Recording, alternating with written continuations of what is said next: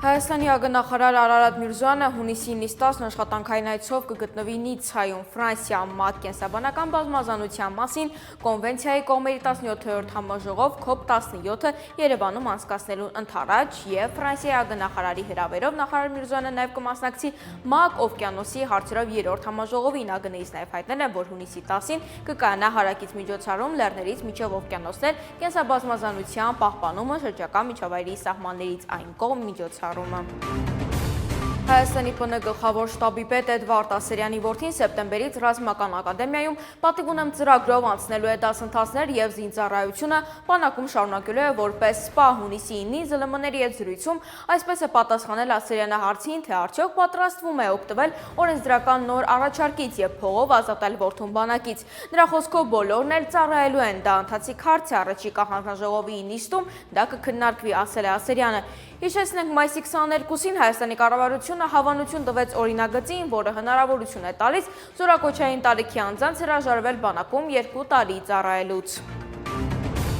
Այժմ ամենամեծ ընդդիմադիր Հայաստան խմբակցության ղեկավար Սերյան Օհանյանը հունիսի 9-ին վերահաստատել է, որ կապահովեն պակասող պատգամավորների ստորագրությունները ԱԺ-ում իմպիչմենտի գործընթաց նախաձեռնելու համար։ Հայաստան խմբակցությունը հավատարիմ մնալով ավելի վաղ արված հայտարարությանը վերահաստատում է իր պատրաստակամությունը ապահովել պակասող 28 պատգամավորի ստորագրությունները ողջամիտ ժամկետներում ԱԺ-ում իմպիչմենտի գործընթաց նախաձեռնելու համար։ Այս հարցերի շուրջ պատիվ ունեմ խմբակցության մեր գործընկերների հետ պատրաստ ենք հավելյալ քննարկման, նշել է Օհանյանը։ Պատիվ ունեմը հրապարակել է իր թեկնածուի անունը՝ Մասիսի քաղաքապետ Դավիթ Համբարձումյան։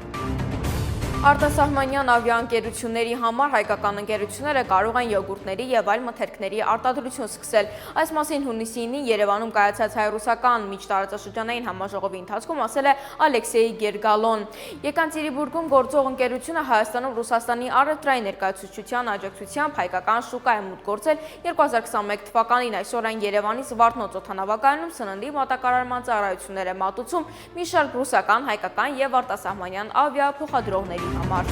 Փոքրիկ հայուհին իր գեղեցիկ կատարմամբ կիսվել է սոցցանցի էջում, որտեղ հայկական Նազանի պար է պարում։ Կատարումը գրավել է դիտորդների ուշադրությունն ու արժանացել հիացական խոսքերի։